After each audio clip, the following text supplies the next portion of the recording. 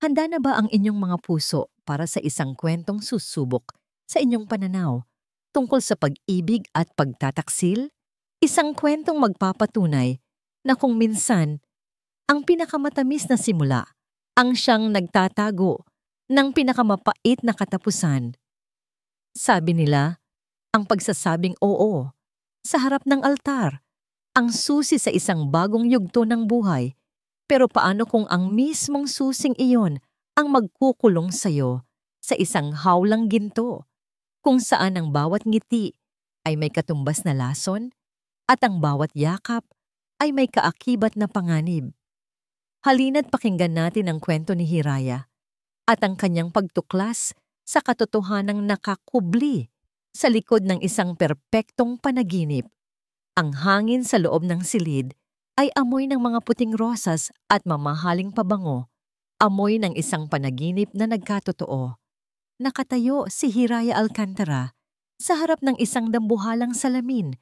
Suot pa rin ang kanyang wedding gown na tila ulap sa kaputian at kislap. Sa kanyang refleksyon, nakikita niya hindi lamang ang isang babaeng ikinasal sa araw na yon, kundi ang isang batang nangangarap na sa wakas ay natagpuan na ang kanyang happily ever after. Isang banayad na ngiti ang sumilay sa kanyang mga labi. Hiraya Montenegro. Ang sarap pakinggan. Matapos ang maraming taon ng kalungkutan, mula nang mawala ang kanyang mga magulang, sa wakas ay meron na siyang pamilyang matatawag na sa kanya. Isang pamilyang tinitingala sa lipunan at isang asawang ubod ng gwapo, mapagmahal, at gagawin ang lahat para sa kanya. Si Dante, ang puso niya ay muling kumabog ng may pananabik, katulad ng pagkabog nito noong unang beses silang magkita. At lalo na noong gabing inalok siya nito ng kasal, naalala pa niya ang lahat. Ang malamig na simoy ng hangin sa Tagaytay, ang libu-libong ilaw ng syudad sa ibaba, at ang mga mata ni Dante na mas nagniningning pa kaysa sa mga bituin sa kalangitan. Hinawakan nito ang kanyang mga kamay. Ang init niyon ay tila kayang pawiin ang lahat ng lamig na naramdaman niya sa buhay. Hiraya, sabi nito sa malambing na boses na laging nagpapatunaw sa kanyang puso. Mula nang dumating ka sa buhay ko, binigyan mo ng kulay ang lahat ng bagay na dati kulay abo lamang. Ikaw ang pangarap na hindi ko alam na kailangan kong tuparin. Sa harap ng mga bituin at ng kalangitan, gusto kong itanong, papayag ka bang maging liwanag ng buhay ko, magpakailanman? At doon lumuhod si Dante. Hawak ang isang singsing na may diamanteng sinlaki ng kanyang pangarap. Paano siya tatanggi? Ibinigay niya ang kanyang matamis na oo, nang walang alinlangan, buong puso, buong pagkatao. Naputol ang kanyang pagbabalik tanaw nang mapansin niyang halos kalahating oras nang wala si Dante sa kanilang silid. Marahil ay may inaasikaso lamang ito sa ibaba. Isang mahalagang tawag mula sa negosyo, marahil. Ganoon naman palagi si Dante, masipag at dedikado. Dahan-dahan niyang hinubad ang belo sa kanyang buhok at ipinatong yon sa ibabaw ng kama. Nagpasya siyang hanapin ang kanyang asawa. Gusto na niyang magsimula ang kanilang unang gabi bilang mag-asawa. Palabas ng silid, ang marangyang pasilyo ng Hacienda del Silencio ay tahimik. Ang tanging naririnig niya ay ang dahan-dahan niyang mga yabag sa makintab na sahig na gawa sa nara. Ang mga larawan ng mga ninuno ng mga Montenegro ay tila nakamasid sa kanya mula sa dingding, mga mukhang seryoso at tila ng huhusga. Ngunit ipinagsawalang bahala niya iyon. Bahagi na siya ng pamilyang ito ngayon. Narinig niya ang mahinang boses mula sa private study ni Dante sa dulo ng pasilyo. Bahagyang nakaawang ang pinto. Akmang kakatok na sana siya nang marinig niya ang isang pamilyar na boses ng babae. Ang kanyang biyenan, si Senyora Isadora Montenegro. Siguraduhin mong wala kang iiwang bakas, Dante. Katulad ng dati, malamig na utos ng senyora. Ang mga Alcantara ay tuso. Baka may huling alas pa ang patay niyang ina na hindi natin alam.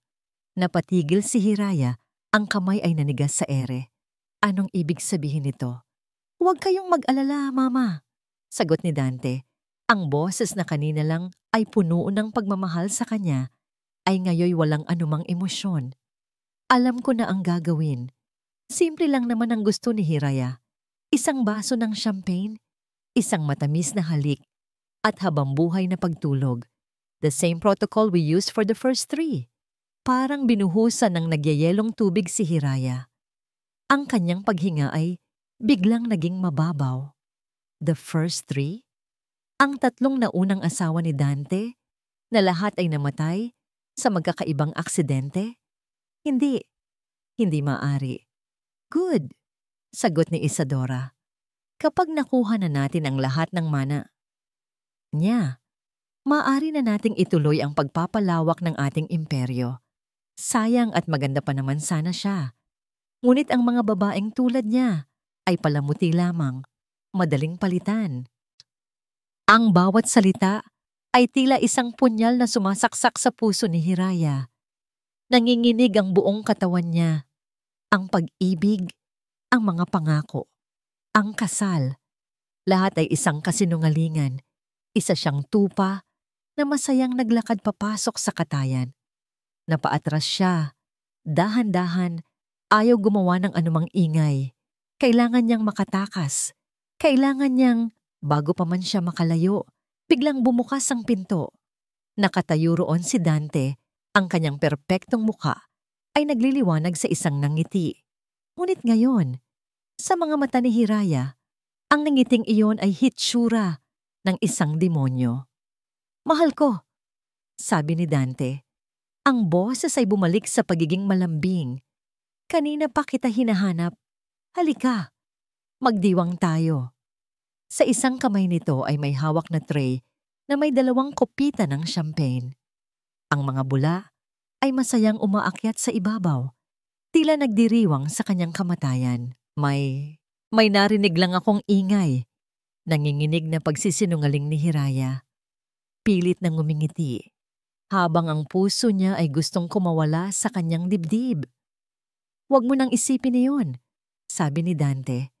Habang inaakay siya pabalik sa kanilang silid-tulugan, inabot nito sa kanya ang isang kopita. Para sa atin, para sa ating pagsasama. Nakatitig si Hiraya sa baso.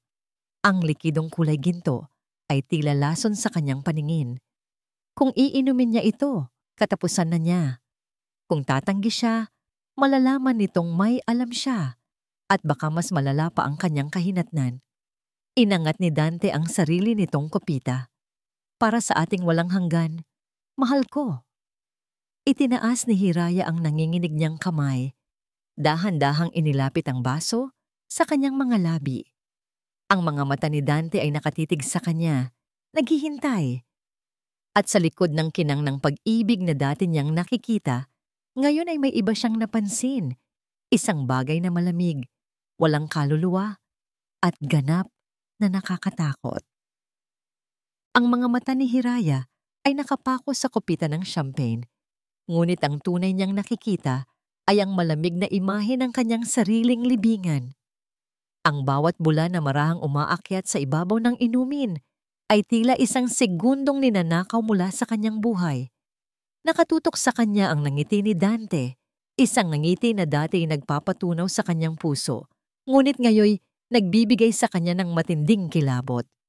Ito ang nangiti ng isang mangangasong nasisiyahan sa kanyang biktimang walang kalaban-laban.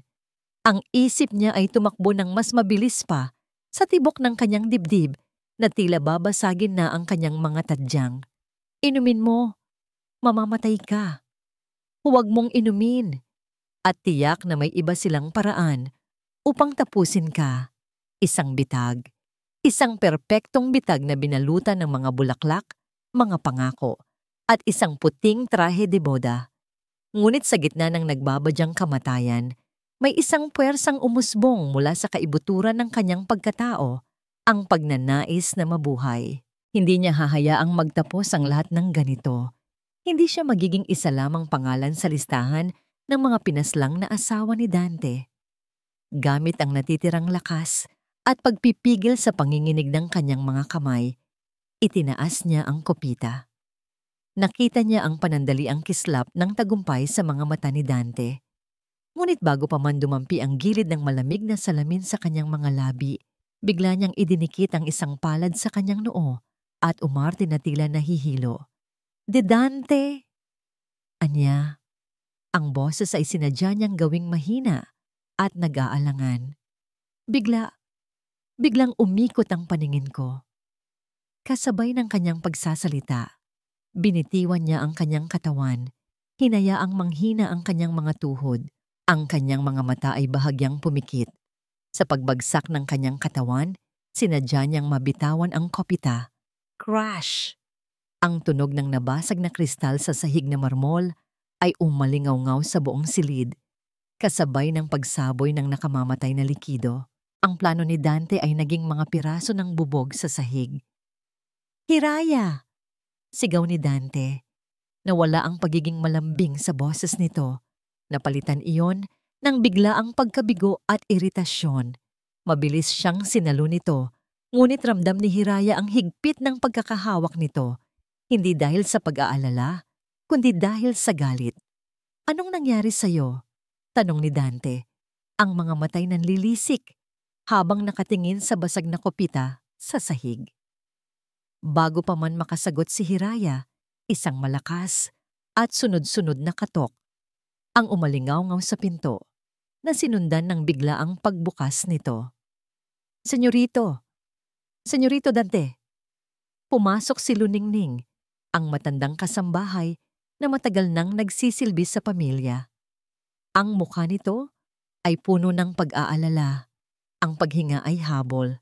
Siya ang babaeng nag-abot kay Hiraya ng isang basong tubig bago ang seremonya kanina na may kakaibang lungkot sa mga mata. "Ano ba, Ning? Hindi mo ba nakikitang—" "Sunog po, senyorito. May sunog sa kusina." Putol ni Luningning sa sasabihin ni Dante. "Mabilis na kumakalat ang apoy. Kailangan kayo roon." Ang balita ay tila isang kidlat na gumuhit sa mukha ni Dante. Ang pagkayamot nito kay Hiraya ay biglang napalitan ng tunay na pag-aalala, hindi para sa mga tao, kundi para sa marangyang hasyenda na pinakaiingatan ng kanilang pamilya. "Ano? Siguraduhin mong mailalabas ang lahat ng mahahalagang kagamitan," utos niya bago bumaling kay Hiraya na nakaupo na sa gilid ng kama. "Dito ka lang, huwag kang aalis." At sa isang iglap, nagmamadaling lumabas ng silid si Dante. Iniwan si Hiraya sa piling ni Luningning. Nang mawala na si Dante sa pasilyo, ang mukha ni Luningning na kanina'y puno ng pag-aalala ay biglang naging seryoso at determinado. Mabilis itong lumapit kay Hiraya. "Wala tayong maraming oras. Tumayo ka riyan." Mahinang utos nito. "Walang sunog. Gawa-gawa ko lang yon. Kailangan na nating umalis." Gulat at pagkalito ang bumalot kay Hiraya. "Ano? Bakit? Sino ka ba talaga?" "Ipaliwanag ko ang lahat sa daan. Ang mahalaga ay makalabas tayo sa impyernong ito," sabi ni Luningning. Hinawakan ng mahigpit ang braso ni Hiraya at hinila ito patayo. Hinila siya ni Luningning papalayo sa marangyang pasilyo, paliko sa isang maliit at halos hindi mapansing pinto na natatakpan ng isang painting sa dingding. Sa likod niyon ay isang makipot at madilim na hagdanan, ang daanan ng mga katulong. Ang hangin ay amoy alikabok at lumang kahoy. Ang tanging liwanag ay mula sa iisang bumbilya na papundi-pundi. Ang bawat yabag nila sa lumang hagdanan ay isang tambol ng kaba sa dibdib ni Hiraya. Ang marangyang musika ng kasal ay napalitan ng nakabibinging katahimikan ng kanilang pagtakas. Naririnig niya sa malayo ang mga sigaw ng ibang mga katulong, nagkakagulo dahil sa peking alarma na ginawa ni Luningning. Dinala siya ni Luningning sa isang lumang bodega sa likod bahay, sa gitna ng mga abandonadong kasangkapan at mga kahon na nababalutan ng agyo. Isinara nito ng marahan ang pinto at hinarap si Hiraya na hanggang ngayon nanginginig pa rin. Doon, sa dilim ng bodega, tuluyan nang bumuhos ang mga luha ni Hiraya. Bakit? Bakit nila gagawin sa akin to? Anong nagawa kong mali? Hikbi niya, ang boses ay basag sa sakit at takot. At ikaw, bakit mo ako tinutulungan? Hinawakan ni Luningning ang kanyang dalawang balikat. Ang mga mata nito'y pununo ng awa, ngunit may bakal na determinasyon. Wala kang ginawang mali, Hiraya. Ipinanganak ka lang na mayaman at nag-iisa. Para sa kanila, isa kang perpektong biktima. Umiling si Hiraya, hindi matanggap ang katotohanan. Pero, mahal niya ako, sabi niya. Ang mga salita ay sandata rin, Hija. Malumanay na sabi ni Luningning. At ngayon, kailangan mong maging matatag. Tinitigan ni Hiraya ang matandang babae. Ang mukha nito'y pamilyar, ngunit ngayon ay may bagong kahulugan. Hindi ko pa rin maintindihan bakit mo isinusugal ang buhay mo para sa akin. Isang malalim na buntong hininga ang pinakawalan ni Luningning. Tumingin ito ng diretso sa mga mata ni Hiraya. At sa sandaling iyon, nakita ni Hiraya ang lahat ng bigat at lihim na dinala nito sa loob ng maraming taon. Dahil ipinangako ko ito sa iyong ina. Ang mga salitang binitiwan ni Luningning ay tila isang malakas na kulog na yumanig sa buong pagkatao ni Hiraya. Dahil ipinangako ko ito sa iyong ina. Ang kanyang ina, si Althea. Ang babaeng halos alaala na lamang sa kanyang isipan, isang larawan sa tabi ng kanyang kama at isang pamilyar na amoy ng lavender na minsay sumasagi sa kanyang gunita. Paano?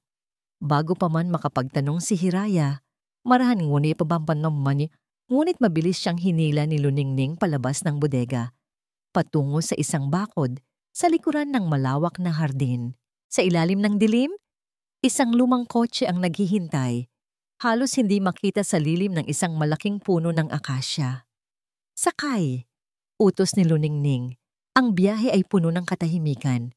Si Hiraya ay nakatingin lamang sa labas ng bintana.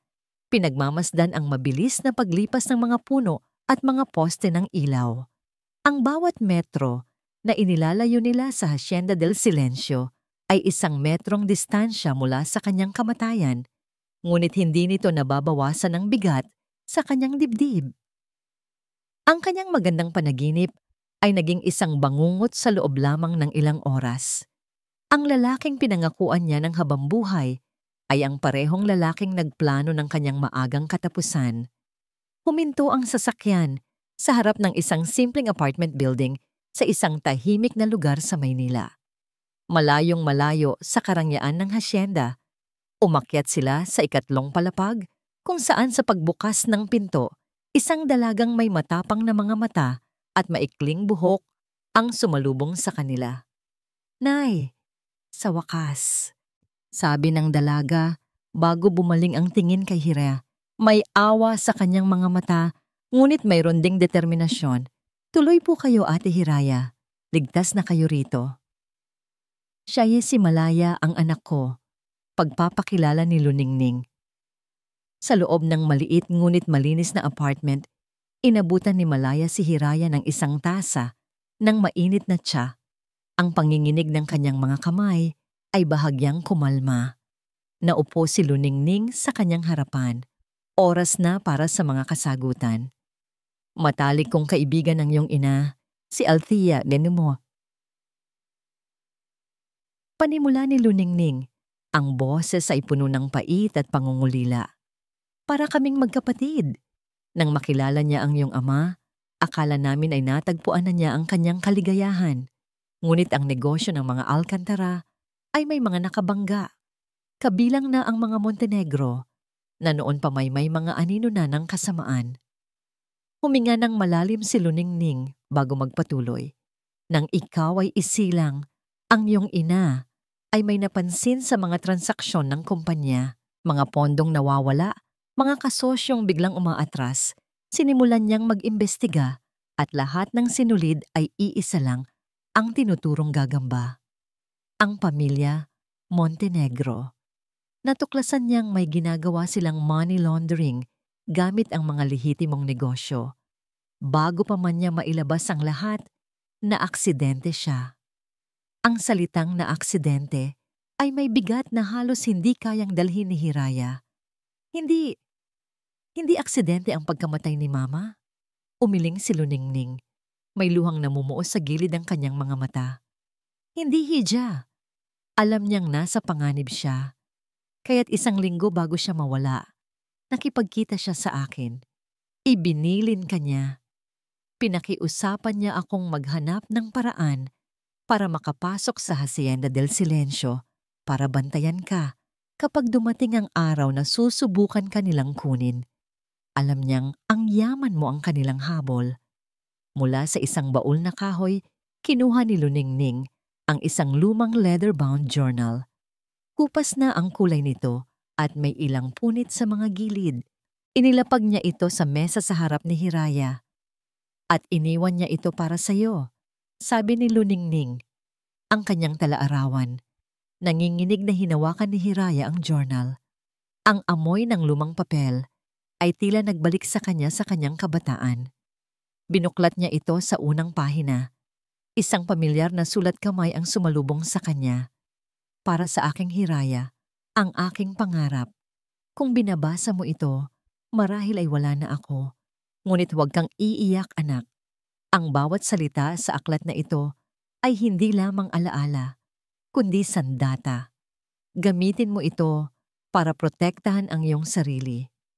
Ang katotohanan ang iyong magiging kalasag. Mahal na mahal kita. Tuluyan nang bumagsak ang mga luha ni Hiraya. Isang pag-iyak na hindi dahil sa takot, kundi dahil sa matinding pangungulila at isang bagong tuklas na lakas. Niyakap niya ang talaarawan na tila ba iyon ang kanyang ina. Ang talaarawan ay hindi lamang naglalaman ng kanyang mga salubin. Sabi ni Malaya, na lumapit at marahang hinaplos ang likod ni Hiraya. Ayon kay nanay, may mga code dyan, mga nakatagong mensahe tungkol sa mga krimen ng mga Montenegro. Pero paano natin mabubuksan ang mga code? Tanong ni Hiraya, pinupunasan ang kanyang mga luha. Nagkatinginan si Luningning at Malaya. Isang ngiti ang sumilay sa labi ni Malaya. May kilala ako. Kinuha ni Malaya ang kanyang laptop, binuksan ito at sinimula ng isang video call. Ilang saglit lang, isang mukha ng binatang lalaki ang lumitaw sa screen. Magulo ang buhok nito. Suot ang makapal na salamin at napapaligiran ng maraming monitor na may mga kumikislap na berdeng letra. Malaya, napatawag ka?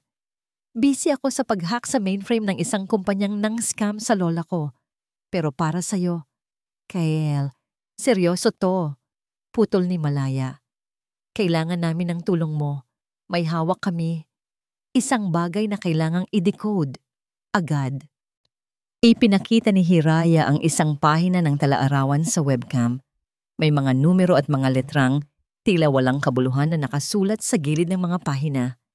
Ang mga mata ni Kislap Kael Reyes ay biglang nanlaki sa likod ng kanyang salamin.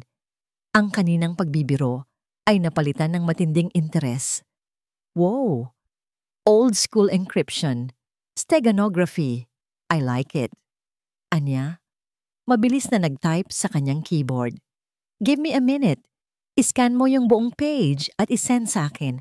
High resolution. Ginawa nila ang sinabi ni Kael. Ang sumunod na ilang minuto ay puno ng nakabibinging katahimikan na binabasag lamang ng mabilis na pag-type ni Kael sa kabilang linya. Si Hiraya, Luningning at Malaya ay magkakatabing naghihintay. Ang kanilang mga hininga ay tila nakabitin sa ere. Biglang tumigil sa pag-type si Kael. Tumingin siya ng diretso sa webcam. Ang kanyang mukha ay seryosong-seryoso. Nakuha ko na ang una. Anong sabi? Sabik na tanong ni Hiraya. Tumingin si Kael sa kanila. Ang kanyang boses ay malinaw at may bigat. Ang pagkamatay ni Amelia Ang unang asawa, hindi iyon pagpapakamatay. Huminto siya sandali bago idugtong ang mga salitang magbabago sa lahat. Hanapin sa mga financial record ng Montenegro sa ilalim ng pangalang Project Nightingale. Ang amoy ng usok, kahit peke, ay nanatili sa hangin ng Hacienda del Silencio, isang paalala ng kaguluhang sumira sa perpektong gabi ni Dante Montenegro. Matapos niyang sigawan ng hepe ng mga gwardiya at kumpirmahing walang anumang sunog na naganap, isang malamig na kaba ang gumapang sa kanyang dibdib. Isang panloloko. Isang perpektong pagkakataon para sa isang mabilis ang mga hakbang niyang bumalik sa kanilang silid pangasalan. Ang bawat yabag niya sa pasilyo ay tila isang dagundong ng paparating na unos. Inaasahan niyang makikita si Hiraya roon. Marahil ay umiiyak sa takot, naghihintay sa kanyang tagapagligtas. Ngunit pagbukas niya ng pinto, isang nakabibinging katahimikan ang sumalubong sa kanya. Ang silid ay walang tao. Ang puting trahe de boda ay nakalatag pa rin sa kama na tila isang multo ng pangakong napako. Ang basag na kopita ng champagne ay nananatili sa sahig, isang testamento sa kanyang kabiguan. Hiraya, tawag niya, may bahid pa rin ng pag-asa. Sinilip niya ang banyo. Wala. Ang balkonahe? Wala rin. Tanging ang malamig na simoy ng gabi ang sumagot sa kanya. Nawala na siya. Isang mababang ungol ng galit ang kumawala sa kanyang lalamunan. Ang kanyang mga kamao ay kumuyom ng napakahigpit. Paanong nangyari ito? Sino ang may lakas ng loob na kalabanin siya sa loob mismo ng kanyang teritoryo? Parang isang mabangis na hayop, nilisan ni Dante ang silid at mabilis na tinungo ang private study ng kanyang ina. Nadatnan niya si Senyora Isadora Montenegro na kalmadong nakaupo sa likod ng kanyang antigong lamesa. Nagbubuhos ng isang baso ng brandy na tila walang anumang nangyari. Wala na siya, sabi ni Dante. Ang boses ay garalgal sa pinipigilang galit. Hindi man lang nag-angat ng tingin si Isadora. Alam ko, isang malaking kapalpakan ni Dante. Isang simple at paulit-ulit na proseso, ngunit nabigo ka pa rin. May tumulong sa kanya, giit ni Dante. Ang sunog, isang diversion iyon. At sino sa tingin mo ang may kakayahang gawin iyon? Tanong ng senyora, ang boses ay kasing lamig ng yelo. Sa wakas ay tumingin ito sa kanya at sa mga mata nito, nakita ni Dante ang isang bagay na mas nakakatakot kaysa sa galit, pagkadismaya. Ang kahinaan mo sa mga babae ang magpapabagsak sa ating pamilya. Pak! Ang tunog ng isang malutong na sampal ang umalingaw-ngaw sa tahimik na silid. Ang pisngi ni Dante ay agad na namula. Hindi siya gumalaw, hindi siya umimik. Sanay na siya. Ito ang paraan ng kanyang ina para ipaalala kung sino talaga ang may hawak ng kapangyarihan. Huwag mong hayaang ang pagiging sentimental mo ay makasira sa lahat ng pinaghirapan natin, mariing sabi ni Isadora. Hanapin mo siya. Ngayon din. Taglay ang kahihiyan at nag-aalab na galit. Tumalikod si Dante. Kung hindi niya kayang saktan ng kanyang ina, ibubuhos niya ang lahat ng kanyang puot sa kung sino man ang may kagagawa nito. Tinipon niya ang lahat ng mga katulong at gwardiya sa sala. Ang kanyang presensya ay tila isang madilim na ulap na bumalot sa buong kwarto. Ang kanyang mga mata ay parang isang agilang naghahanap ng mahinang tupa. Sino ang nagulat ng sunog? Tanong niya. Ang boses ay mababa, ngunit puno ng pagbabanta. Walang umimik. Ang lahat ay nakayuko, nanginginig sa takot. Nilapitan niya ang isang batang hardinero. Ikaw? May nakita ka ba? Wala po, senyorito. Sinungaling! Sigaw niya, sabay suntok sa pader sa tabi mismo ng mukha ng lalaki na naging dahilan ng pagtilapon nito sa sahig sa sobrang takot. Isa-isa niyang tinanong ang mga katulong, ngunit lahat sila ay walang alam. Ang kanilang takot ay totoo. Doon napagtanto ni Dante na ang plano ay isinagawa ng isang taong bihasa sa loob ng hasyenda. Isang taong pinagkakatiwalaan ng lahat. Bigla, isang pangalan ang pumasok sa kanyang isip. Nasaan si Luningning? Nagkatinginan ang mga katulong. Nagtataka. Si Luningning, ang matandang kasambahay na unang sumigaw tungkol sa sunog. Mula pa kanina, hindi na nila ito nakita.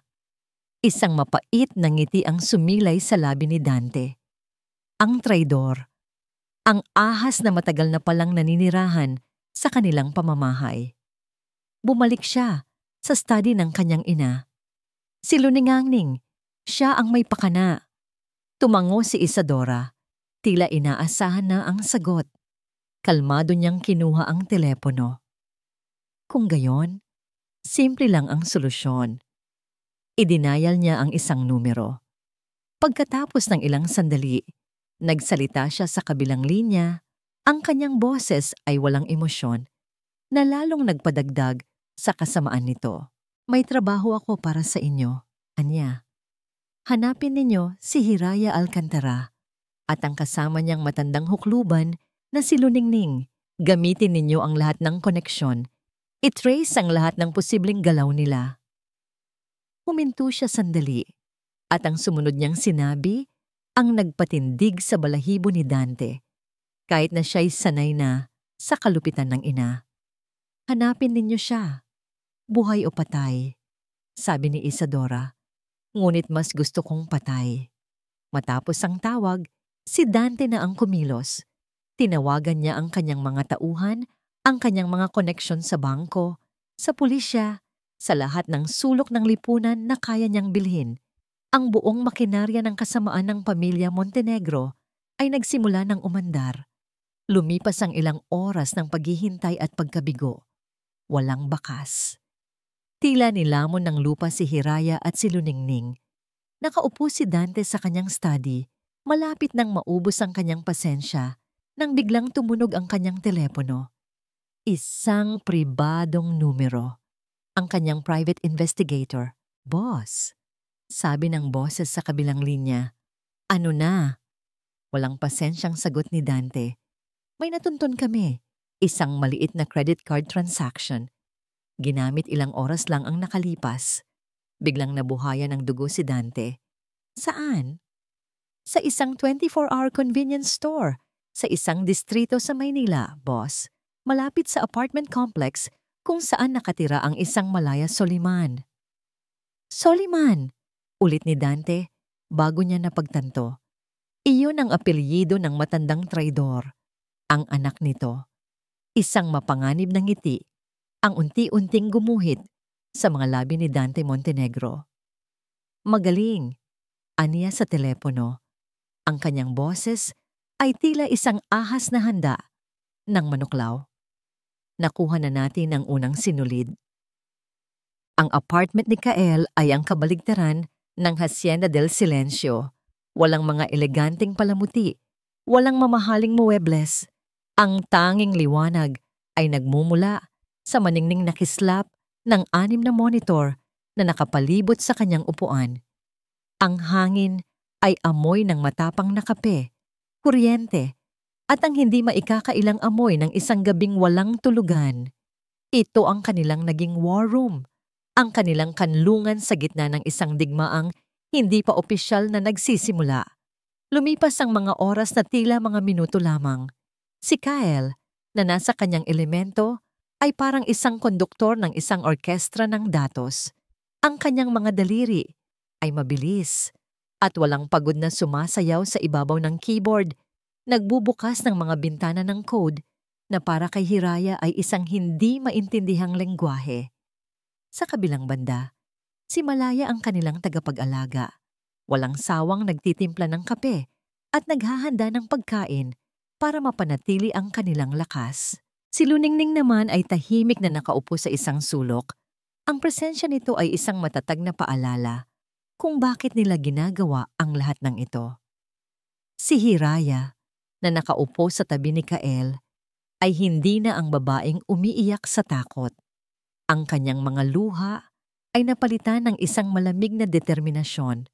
Ang bawat impormasyong nahuhukay ni Kael ay tila isang piraso ng baluti na unti-unti niyang isinusuot.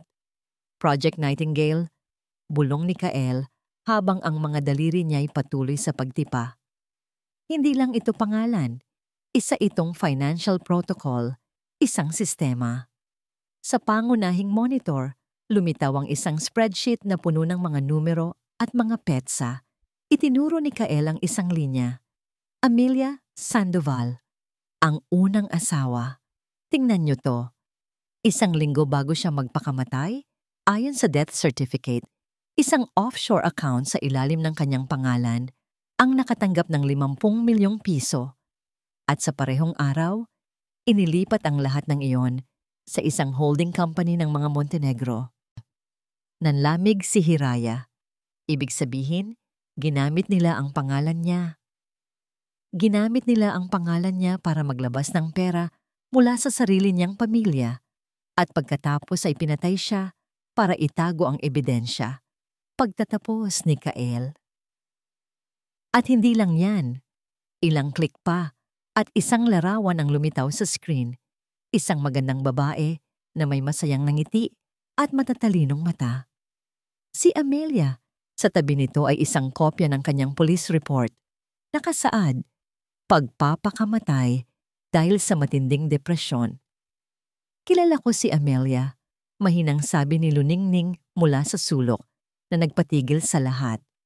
Nakita ko siya ng ilang beses sa mga party sa hacienda bago pa ako magtrabaho roon. Hindi siya isang babaeng basta na lang susuko. Matalino siya, ambisyosa. Katunayan, katunggali ng mga Montenegro ang kumpanya ng pamilya niya. Ang pagpapakasal nila ni Dante ay para daw magkaroon ng peace.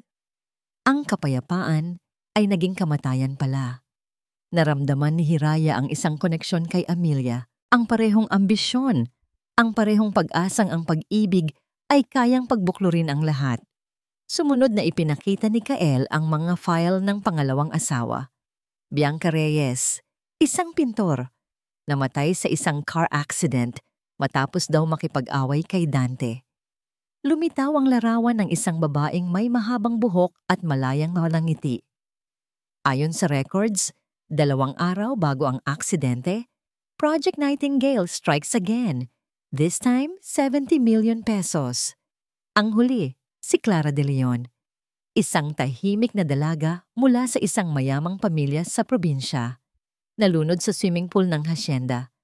Accidental drowning, sabi ni Kael.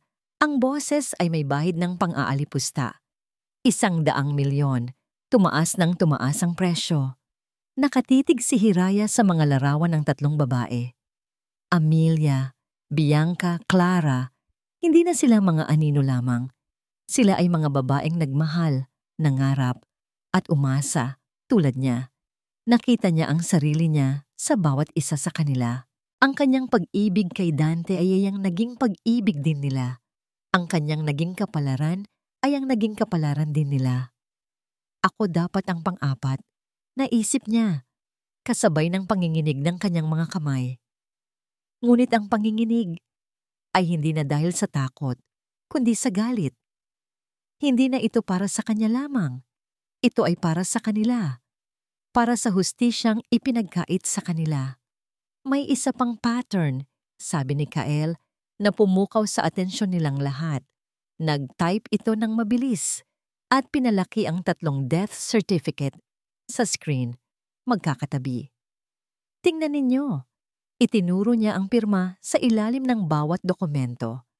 Magkakaiba ang petsa, magkakaiba ang sinasabing sanhi ng kamatayan, ngunit iisa ang pangalan ng doktor na pumirma, Dr. Alfonso Ramirez. Sinubukan kong hanapin ang doktor na yan, pagpapatuloy ni Kael. Pagkatapos niyang pirmahan ang death certificate ni Clara, bigla siyang nag-retire at lumipad papuntang Canada. Lahat ng digital footprint niya biglang nawala. Tila binura.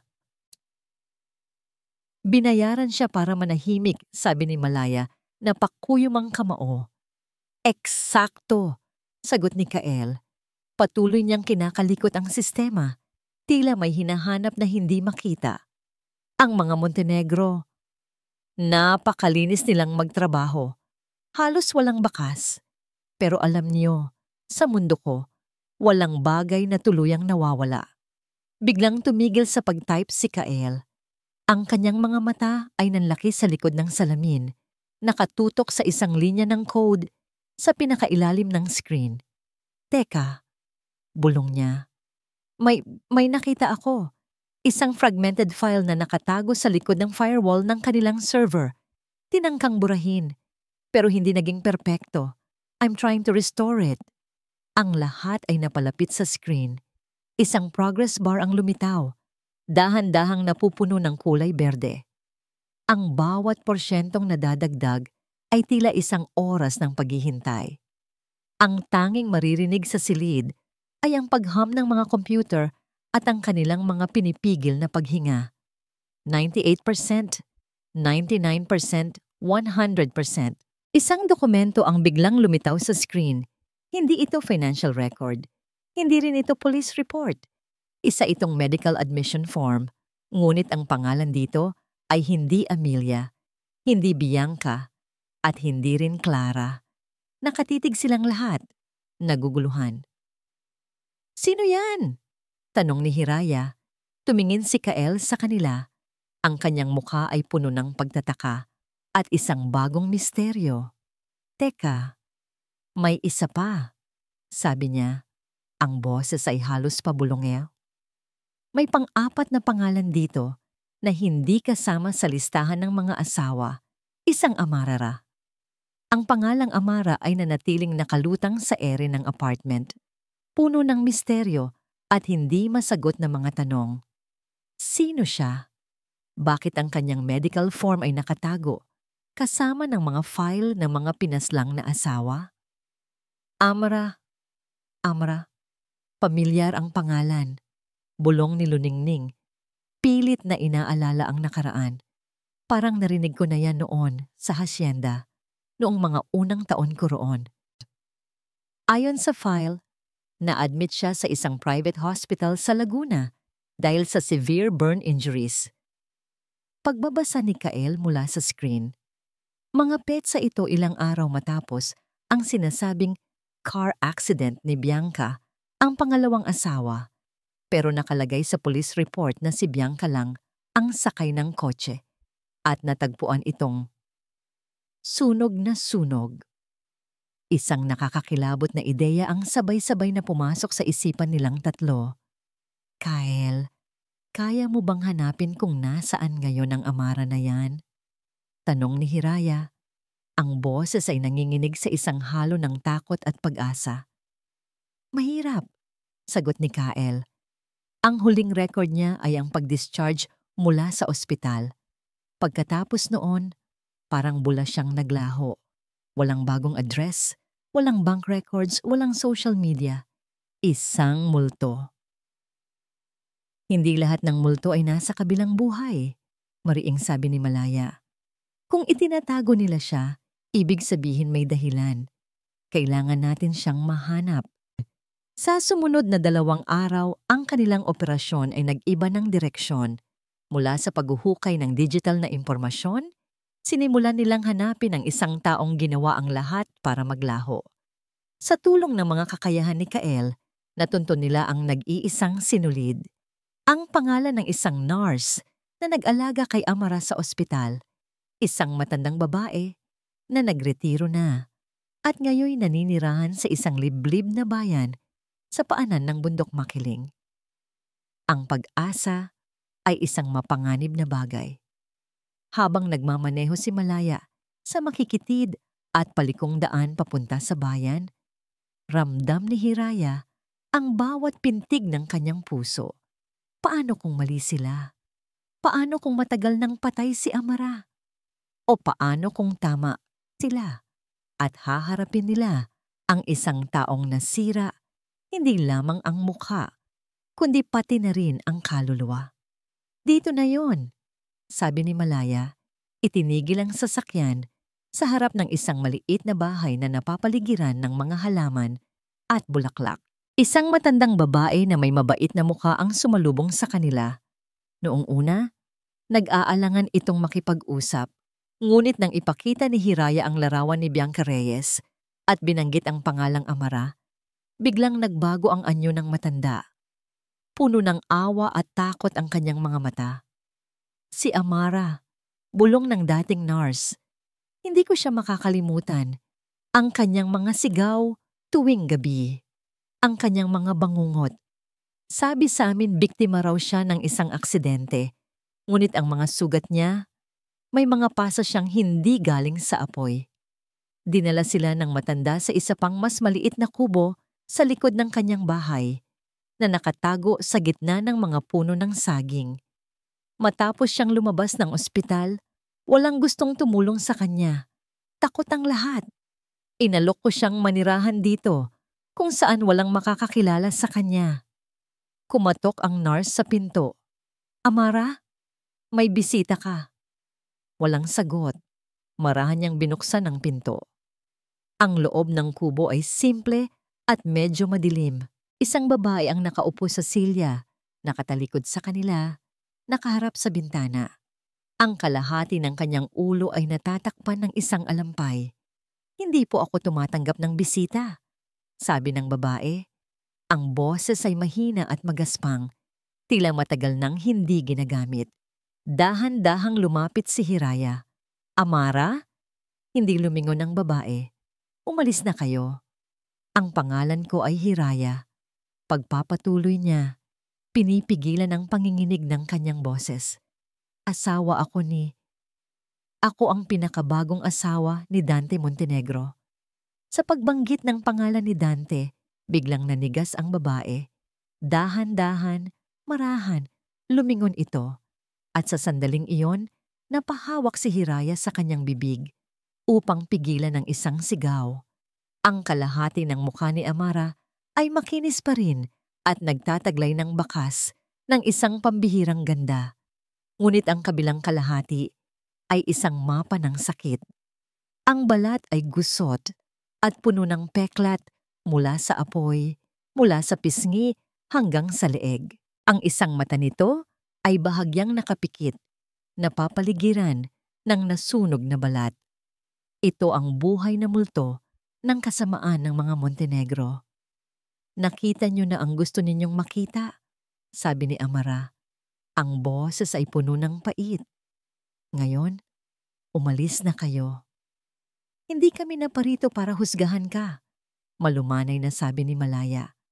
Naparito kami para humingi ng tulong. Tulong? Isang mapaklang tawa ang kumawala kay Amara. Walang sino man ang makakatulong sa akin. Walang sino man ang kayang ibalik ang ninakaw niya sa akin. Pero kaya nating siguraduhin na wala na siyang mananakawan pa. Giit ni Hiraya, lumuhod sa harap ni Amara upang magpantay ang kanilang mga mata. Amara, ikaw ba si Bangka? Hindi nakasagot si Amara. Ngunit ang isang butil ng luha na dumaloy mula sa kanyang matang, hindi nasunog, ay nagsabi ng lahat. Hindi niya ako asawa. Sa wakas ay bulong ni Amara. Matapos ang mahabang katahimikan, kapatid ko si Bianca. Kambal kami. Ako ang kasama niya sa kotse noong gabing iyon. Sinusubukan naming tumakas dahil natuklasan ni Bianca ang tungkol sa pera. Pero naabutan kami ni Dante. Hinila niya palabas si Bianca at binaril. Pagkatapos, sinilaban niya ang kotse. Habang nasa loob ako. Ang kwento ay mas malagim pa kaysa sa kanilang inaakala. Niyakap ni Hiraya ang nanginginig na katawan ni Amara, na tila sa unang pagkakataon sa loob ng maraming taon ay hinayaan ang sariling maging mahina. Tulungan mo kami, Amara, pakiusap ni Hiraya. Ikaw ang susi, ang iyong testimonya, ang magpapabagsak sa kanila, para kay Bianca, para sa lahat ng biktima niya. Biglang itinulak ni Amara si Hiraya palayo. Ang kalungkutan sa kanyang mga mata ay napalitan ng dalisay na takot. Ang takot ng isang hayop na matagal nang tinutugis. Hindi! Sigaw niya, habang gumagapang paatras. Hindi ninyo naiintindihan. Halimaw siya. Halimaw silang lahat. Kapag nalaman nilang buhay ako, babalikan nila ako. Papatayin nila ako. Tumingin siya sa kanilang lahat. Ang kanyang mga matay nanlalaki sa sindak. Papatayin nila tayong lahat. Habang si Hiraya at ang kanyang mga kaalyado ay nahaharap sa multo ng nakaraan sa Hacienda del Silencio, ang mga Montenegro ay naghahabi ng isang bagong bitag na gawa sa kasinungalingan. Lumipas ang ilang araw na walang anumang balita tungkol sa kinaroroonan ni Hiraya. Ang bawat lead na sinusundan ng kanilang mga tauhan ay nauuwi sa isang dead end. Ang pasensya ni Dante ay paubos na at ang pagkadismaya ni Senyora Isadora ay tila isang madilim na ulap na bumabalot sa buong mansyon. Hangal! Ito ang salitang laging naririnig ni Dante mula sa kanyang ina. Hindi mo man lang magawang hanapin ang isang babaeng walang karanasan sa pagtatago. Pinagmumukha mo tayong mahina, Dante. Nakatayo si Dante sa harap ng bintana ng kanyang study, nakatanaw sa malawak ngunit walang buhay na hardin. Ang bawat papuri na dati niyang natatanggap mula sa matataas na tao sa lipunan ay tila walang halaga ngayon. Sa mata ng kanyang ina, siya ay isang pagkabigo. Ang galit niya kay Hiraya ay mas lalong tumitindi, hindi na lamang dahil sa pagtakas nito, kundi dahil sa kahihiyang idinudulot nito sa kanya. Kung hindi natin siya mahahanap, hayaan nating siya ang lumapit sa atin, biglang sabi ni Isadora mula sa likuran niya. May bagong kislap sa mga mata nito, isang kislap ng isang bagong tuklas na kasamaan. Kung hindi natin kayang sirain ang kanyang katawan, sisirain natin ang kanyang pangalan, sisirain natin ang lahat ng bagay na mahalaga sa kanya. Hindi na unawaan ni Dante ang ibig sabihin ng kanyang ina. Ngunit sa mga sumunod na oras, nasaksihan niya ang isang masterclass sa paninirang puri. Isinagawa ni Isadora ang isang serye ng mga tawag sa kanyang mga kaibigan sa media, sa mga binabayaran nilang politiko, sa mga maimpluwensyang vlogger. Ginamit niya ang bawat koneksyon na binuo ng kanilang pamilya sa loob ng maraming dekada. Ang kwentong kanilang inihanda ay simple, kapani-paniwala, at napakabilis kumalat. Si Hiraya Alcantara, ang ulilang tagapagmana, ay hindi pala isang kawawang anghel. Isa pala siyang tusong babae na ginamit ang pag-ibig ni Dante para makalapit sa yaman ng mga Montenegro. At nang hindi niya makuha ang gusto niya, bigla siyang naglaho, ngunit hindi bago niya pagnakawan ang sarili niyang kumpanya, ang Alcantara Corp, ng milyon-milyong piso, isang taksil, isang magnanakaw, isang runaway bride na sumama sa kanyang tunay na kasintahan. Upang patunayan ang kanilang kwento, gumawa ang kanilang mga abogado ng mga pekeng dokumento na nagpapakita ng mga illegal fund transfer mula sa mga account ng Alcantara Corp patungo sa isang offshore account na itinayo nila sa ilalim ng isang pekeng pangalan. Kinaumagahan, sumabog ang balita. Ang mukha ni Hiraya ay nasa lahat ng pahayagan at news program sa telebisyon. Ang matamis niyang ngiti noong araw ng kanyang kasal ay inililagay sa tabi ng mga headline na sumisigaw, "Ginintuang kasal, nauwi sa giganteng eskandalo, at tagapagmana ng Alcantara Corp, tinangay ang pera ng kumpanya." Hindi pa sila nakontento roon. Sa hapon ding iyon, nagpatawag sina Dante at Isadora ng isang press conference sa lobby ng Montenegro Enterprises. Ang lugar ay napuno ng mga reporter at mga kamera. Si Isadora, na nakasuot ng itim na bestida at may suot na perlas, ay lumabas na may mga luha sa kanyang mga mata. Bilang isang ina, ibinigay ko ang aking buong pagmamahal at tiwala kay Hiraya. Tinuring ko siyang tunay na anak. Anya, ang boses ay nanginginig sa perpektong pagkukunwari. Ang sakit isipin na ang lahat ng yon ay isa lamang palang palabas. Pagkatapos ay si Dante naman ang humarap sa mikropono. Ang kanyang gwapong mukha ay puno ng kalungkutan at pagkabigo. Mukha siyang isang binatang sinaktan at pinagtaksilan. Mahal na mahal ko si Hiraya, sabi niya. Ang boses ay tila basag.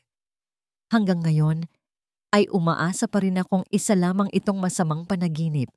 Ang tanging hiling ko lang ay bumalik na siya. Hindi dahil sa pera, kundi dahil nag-aalala ako para sa kanya. Hiraya, mahal ko, nasaan ka man? Umuwi ka na. Handa kitang patawarin. Ang kanyang pag-arte ay perpekto. Ang publiko ay agad na kumampi sa kanila. Ang social media ay napuno ng mga komento ng awa para kay Dante at galit para kay Hiraya. Siya na ang kontrabida sa sarili niyang kwento. Sa kanilang opisina, pinanood ni Isadora ang replay ng press conference, isang malamig na ngiti ng tagumpay ang nasa kanyang mga labi. Tingnan mo, Dante, anya. Ganyan laruin ang laro. Ngayon, wala na siyang matatakbuhan. Lahat ng tao ay kaaway niya. Lahat ng pinto ay sarado para sa kanya. Ipinatawag ko na rin ang ating mga abogado para mag-file ng injunction. Ipa-freeze natin ang lahat ng assets niya. Hindi siya magkakaroon ng kahit isang kweng. Ang huling hakbang na ito, ang pinakamatindi sa lahat.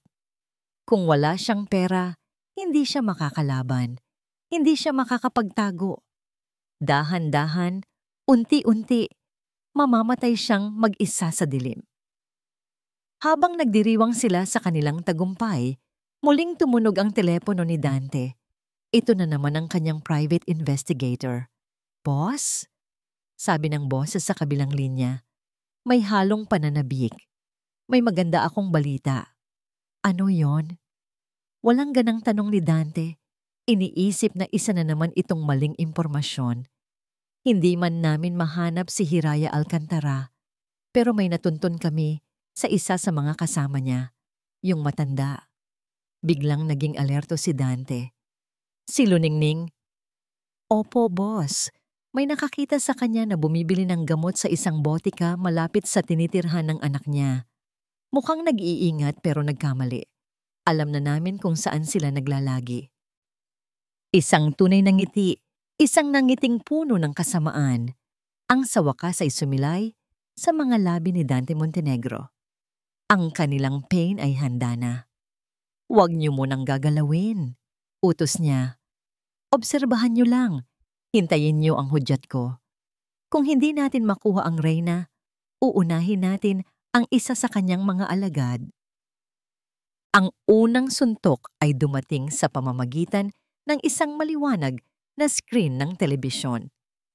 Nasa apartment pa rin sila ni Kael, sinusubukang kumbinsihin si Amara sa telepono na makipagtulungan nang biglang lumabas ang isang breaking news alert.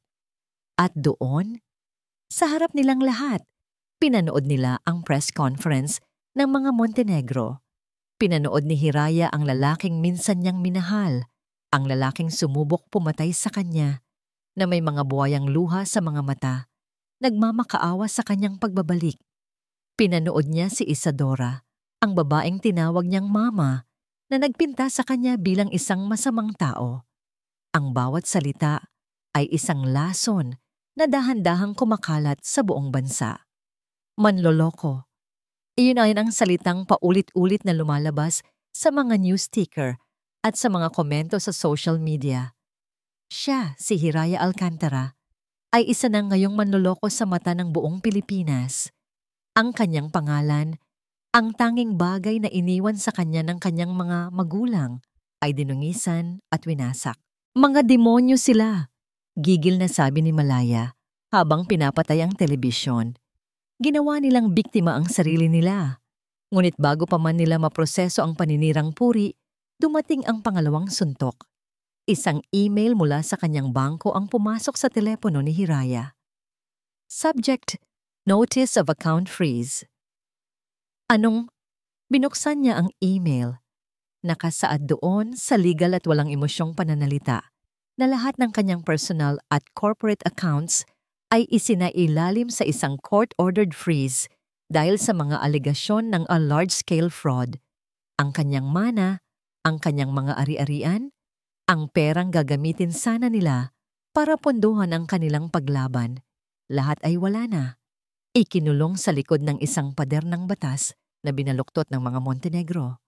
Hindi, bulong ni Hiraya habang ang telepono ay dahan-dahang dumulas mula sa kanyang nanginginig na kamay. Wala na. Wala na ang lahat. Para siyang isang sundalong biglang nawala ng lahat ng sandata sa gitna ng digmaan. Paano sila lalaban ngayon? Paano sila magtatago? Paano sila mabubuhay? Ang apartment ni Kael ay ligtas sa ngayon. Ngunit hanggang kailan? Nakita niya ang pag-aalala sa mukha ni Kael at Malaya. Nakita niya ang awa sa mga mata ni Luningning. At sa sandaling iyon, naramdaman niya ang isang matinding bigat. Siya ang dahilan kung bakit sila nasa panganib. Siya ang dahilan kung bakit ang buhay nila ay nalagay sa alanganin. Nay, kailangan nating umalis dito, sabi ni Malaya sa kanyang ina. Kung nagawa nilang itrace ang pera, magagawa rin nilang itrace tayo. May isa pa akong safe house, sabi ni Kael. Pero kailangan nating mag-ingat. Mula ngayon, off the grid na tayo. Walang credit cards, walang social media, walang telepono maliban sa mga burner. Habang nag-iimpake sila ng kanilang mga gamit, si Luningning ay lumapit kay Hiraya. Ang mukha nito ay kalmado, ngunit ang mga mata ay may kakaibang lungkot. Kailangan kong umalis sandali. Mahinang sabi ni Luningning. Saan kayo pupunta? Sasama ako. Agad na sagot ni Hiraya. Huwag, mariing sabi ni Luningning. Mayroon akong kailangang kausapin. Isang matandang kaibigan na may utang na loob sa iyong ina. Maaaring siya ang huli nating pag-asa para makakuha ng tulong na hindi nangangailangan ng pera. Mag-iingat ako. Magkita na lang tayo sa lugar na sasabihin ni Kael. Kahit nag-aalangan, pumayag si Hiraya. May tiwala siya sa karunungan ni Luningning. Bago umalis, niyakap siya ng matanda. Huwag kang mawalan ng pag-asa, Hiraya. Ang iyong ina ay nanonood mula sa itaas. Hindi kanya pababayaan. Iyon ang huling pagkakataon na nakita niya itong ngumiti. Lumipas ang ilang oras. Nakalipat na sila sa bago at mas maliit na apartment na sinasabi ni Kael. Naghihintay sila. Bawat minuto na lumilipas ay tila isang karayom na tumutusok sa kanilang kaba. Gabi na nang matanggap ni Malaya ang tawag. Isang hindi rehistradong numero. Hello? Nanay? Sagot ni Malaya puno ng pag-asa. Isang mahabang katahimikan ang sumunod. Pagkatapos, isang garalgal na iyak. Malaya, anak, Nay, anong nangyari? Nasaan kayo? Sigaw ni Malaya habang si Hiraya at Kael ay napalapit sa kanya. Ang kanilang mga muka ay puno ng pangamba. Nahuli nila ako. Patawarin mo ako, anak. Patawad. Ang tawag ay biglang naputol. Napatulala si Malaya, ang telepono ay nanatili sa kanyang tainga. Dahan-dahan, bumagsak siya sa sahig. Ang kanyang malakas na anyo ay biglang gumuho. Hindi! Hindi! Nanay! Kasabay noon, isang text message ang pumasok sa telepono ni Hiraya. Galing sa isang hindi kilalang numero. Binuksan niya ito. Isang larawan. Isang larawan ni Luningning, nakatali sa isang upuan, sa isang madilim na silid. Ang kanyang mukha ay may mga pasa. Ang kanyang mga mata ay nakapikit. Ngunit kitang-kita ang bakas ng sakit at paghihirap. Sa ilalim ng larawan ay may isang maikling mensahe na tila galing mismo kay Senyora Isadora. Ang katapatan ay may katumbas na kabayaran. Nasa iyo ang desisyon, Hiraya. Ang buhay niya o ang kalayaan mo, magpakita ka sa akin, mag-isa. Ang huling sinag ng pag-asa sa puso ni Hiraya ay tuluyan ng namatay. Ang babaeng nagsalba sa kanya, ang babaeng itinuring niyang pangalawang ina, ay nasa kamay ng mga halimaw dahil sa kanya. Ito ang kasalanan niya. Tumingin siya sa larawan, Pagkatapos ay kay Malaya na humahagulgol sa sahig. Tumingin siya kay Kael na napakuyom ng mga kamao sa kawalan ng magawa. Lahat ay nawala. Ang kanyang pangalan, ang kanyang pera. At ngayon, ang taong pinakamahalaga sa kanilang lahat. Tinitigan niya ang kanyang refleksyon sa madilim na screen ng telepono. Ang babaeng nakatingin pabalik ay hindi na ang Hiraya na ikinasal ilang araw lang ang nakalipas. Ang mga mata nito ay wala ng luha, wala ng takot. Tanging isang malamig at nagliliyab na apoy na lamang ang natitira. Kinuha niya ang kanyang burner phone. Gamit ang isang kamay na hindi na nanginginig, idinayal niya ang numero ni Dante na matagal na niyang kabisado. Matapos ang 2 ring, sumagot ito. "Dante? Hiraya! Mahal ko, nag-alala ako sa'yo," sabi ng lalaki sa kabilang linya. Ang boses ay puno pa rin ng pagkukunwari. Pinutol ni Hiraya ang kanyang sasabihin. Ang kanyang boses ay kalmado, walang emosyon, at mas malamig pa kaysa sa puso ng mga Montenegro. "Suko na ako." Huminto siya sandali, bago idugtong ang kanyang mga huling salita. "Magkita tayo." Pagkababa ng telepono, isang nakabibinging katahimikan ang bumalot sa silid. Ang tanging maririnig ay ang pigil na paghikbi ni Malaya at ang mabilis na pag-click ng keyboard ni Kael na tila sinusubukang i-trace ang tawag, ngunit huli na ang lahat. "Anong ginawa mo?" Ang boses ni Malaya ay basag, isang halo ng hindi makapaniwalang tanong at akusasyon. Tumingin siya kay Hiraya, ang mga matay namumugto at puno ng sakit. "Bakit ka susuko? Paano na si nanay? Ibibigay mo na lang ba ang lahat?" Humarap si Hiraya sa kanya. Ang kaninang anyo ng kawalan ng pag-asa ay napalitan ng isang bagay na mas matatag, mas malamig. Isang bagay na hindi pa nakikita ni na Malaya at Kael sa kanya. "Hindi ako susuko," kalmadong sagot ni Hiraya. Ang bawat salita ay may bigat at determinasyon. "Gagamitin ko ang inaakala nilang kahinaan ko laban sa kanila. Ang tingin nila sa akin ay isang takot at desperadong babae. Hahayaan ko silang maniwala roon. Hahayaan ko silang isipin na panalo na sila. Ito ay isang bitag, Hiraya. Papatayin ka nila sa oras na makikita ka nila." Giit ni Kael. Tumigil sa kanyang ginagawa para harapin siya.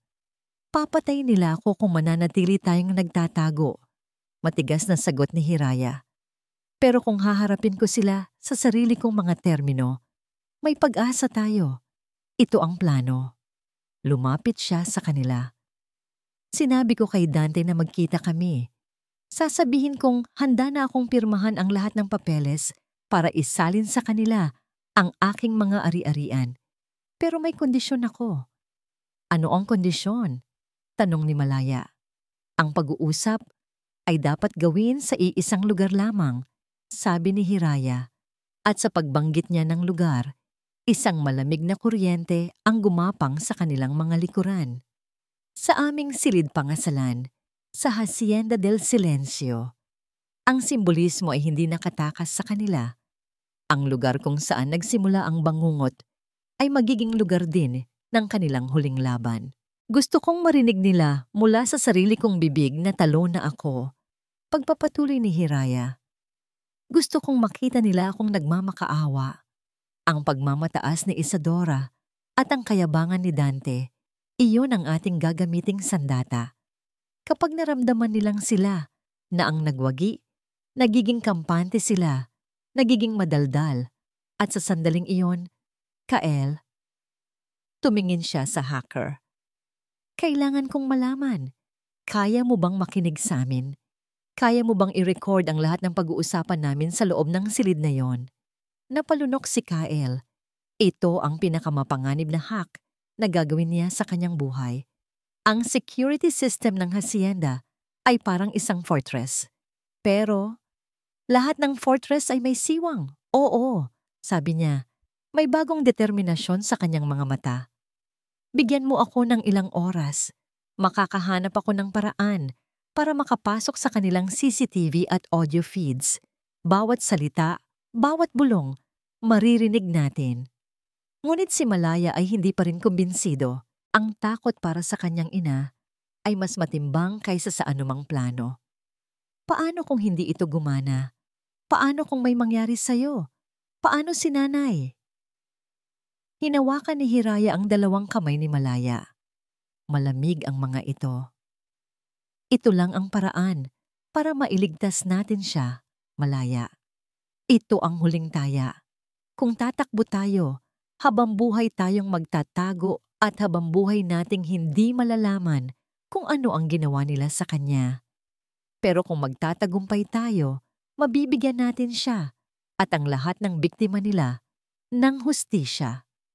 Habang naghahanda si Kael, abala sa pag-type ng mga linya ng code na tila berdeng ulan sa kanyang mga monitor, may isa pang kailangang gawin si Malaya. Isang huling pag-uusap na kasing halaga ng plano ni Hiraya. Palihim siyang umalis at nagmaneho pabalik sa libib na kubo sa paanan ng makiling.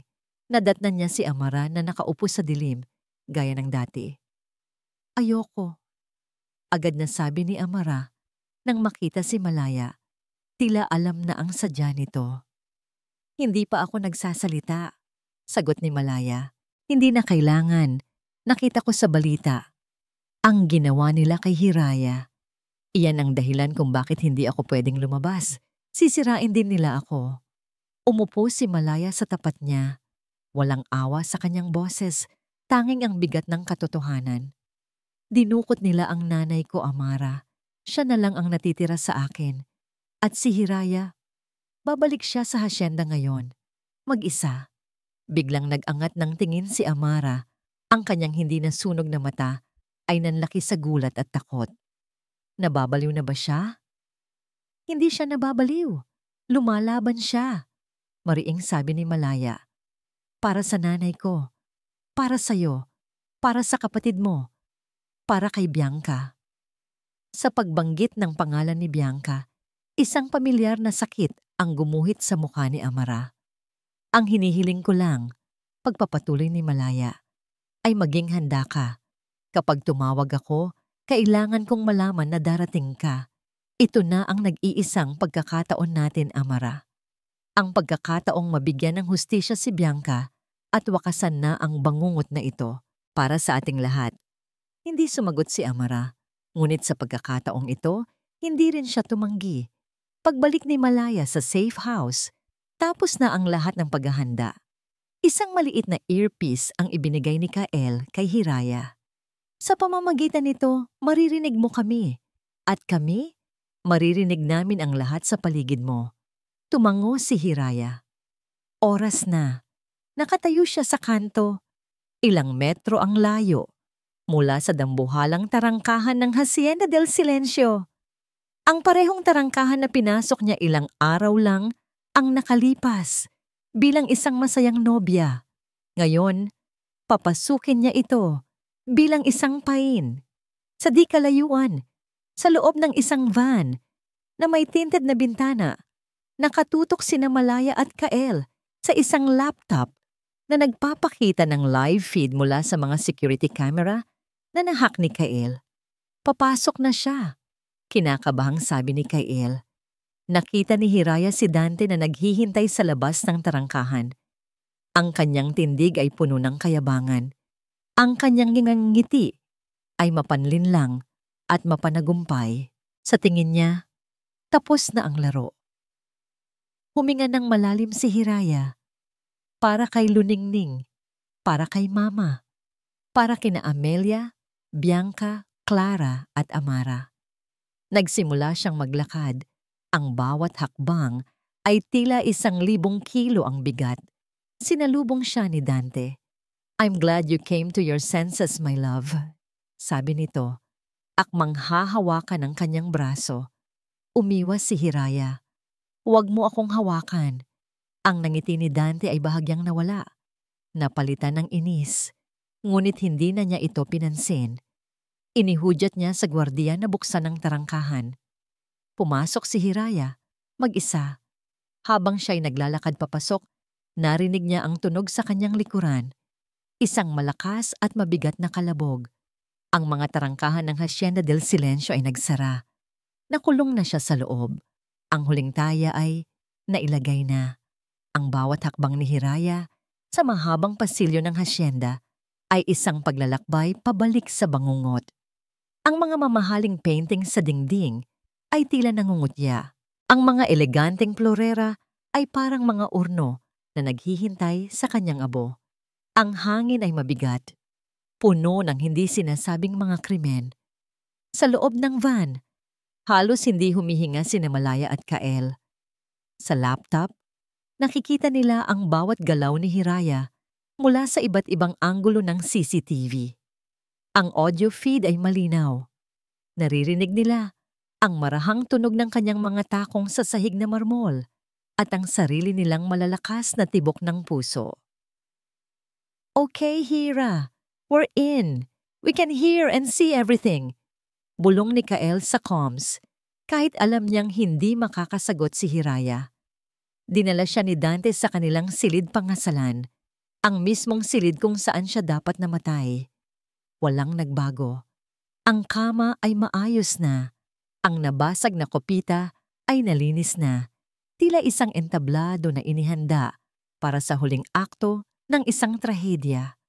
Nakatayo sa tabi ng bintana, tila isang reyna na nagmamasid sa kanyang kaharian, ay si Senyora Isadora Montenegro. Nakasuot ito ng isang pulang bestida na bumabagay sa kulay ng dugo. Nang makita niya si Hiraya, isang manipis at mapanuyang na ngiti ang gumuhit sa kanyang mga labi. Sa wakas, nagbalik ang nawawalang tupa. Sabi ni Isadora, ang boses ay puno ng paghamak. "Nasaan si Luningning?" Ito ang unang mga salita ni Hiraya. Ang kanyang boses ay kalmado. Walang bakas ng takot, na bahagyang ikinagulat ng mag-ina. Ang matandang yon ay nasa isang lugar kung saan siya nag-iisip sa kanyang mga pagkakamali. Sagot ni Isadora, ang kanyang kapalaran ay nakasalalay sa kung gaano ka magiging kakooperatiba ngayon. Inilapag ni Dante ang isang makapal na folder ng mga dokumento at isang fountain pen sa ibabaw ng isang maliit na mesa. "Narito na ang mga papeles. Pirmahan mo ang lahat ng ito, Hiraya. At matatapos na ang lahat, isalin mo sa amin ang lahat ng shares mo sa Alcantara Corp at lahat ng iyong ari-arian. Pagkatapos, malaya ka ng maglaho." Ang salitang maglaho ay may kaakibat na pagbabanta. Alam ni Hiraya na ang sandaling mailipat niya ang kanyang pirma, wala na siyang silbi. Siya ay magiging isang maluwag na sinulid na kailangang putulin. Tiningnan ni Hiraya ang mga dokumento, pagkatapos ay tumingin siya kay Dante at sa huli, kay Isadora. "Gagawin ko," sabi niya. "Gagawin ko ang lahat. Talo na ako." Ang mga salitang iyon ay musika sa pandinig ng mga Montenegro. Ang pagmamataas ay bumalatay sa kanilang mga mukha. Ito na ang sandaling hinihintay nila. Lumapit si Hiraya sa mesa, ngunit hindi niya kinuha ang panulat. Sa halip, tumingin siya ng diretso kay Isadora. "May isa lang akong tanong bago ko ibigay sa inyo ang lahat ng gusto ninyo," sabi ni Hiraya. "Gusto ko lang malaman." "Bakit? Hindi pa ba sapat ang yaman ninyo? Bakit kailangan ninyong pumatay?" Natawa si Dante. "My dear, naive Hiraya. Hindi ito tungkol sa sapat. Ito ay tungkol sa kapangyarihan. Ang mga mahihinang tulad mo ay pagkain lamang para sa mga malalakas na tulad namin." Ngunit hindi kay Dante nakatingin si Hiraya. Ang kanyang mga mata ay nakapako kay Isadora. "Hindi siya ang tinatanong ko," sabi ni Hiraya. May bagong talim sa kanyang boses. "Ikaw ang tinatanong ko, Senyora. Ang aking ina. Itinuring kanyang kaibigan. Paano mo nagawa yon sa kanya?" Ang pagbanggit sa kanyang ina ay tila isang gatilyo. Ang pagkukunwaring kalmado ni Isadora ay nagsimulang magkaroon ng lamat. Lumapit ito sa kanya, ang mga matay nanlilisik. Ang iyong ina, dumura si Isadora sa mga salita. Isang ambisyosang mangmang. Akala niya kaya niyang talunin ako. Akala niya mailalabas niya ang mga lihim ko. Masyado siyang maraming alam. Isang peste na kailangang puksain. Kaya nilason ninyo siya, sabi ni Hiraya. Hindi ito isang tanong, kundi isang pahayag. Isang ngisi ang gumuhit sa labi ni Isadora. Hindi basta lason.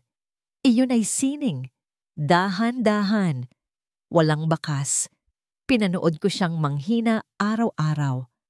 Habang iniisip ng lahat na isa lamang itong karaniwang sakit. At ang pinakamasayang bahagi, ang makita ang pag-aalala sa mukha mo. Isang batang walang kamuwang-muwang habang unti-unting namamatay ang iyong ina sa harapan mo. Sa van, napasinghap si Malaya. Nakuha mo ba yon, Kael? Malinaw na malinaw. Sagot ni Kael, ang kanyang mga daliri ay mabilis na nag-save ng audio file. Ituloy mo lang, Hiraya. Ituloy mo lang. At ang mga asawa ni Dante?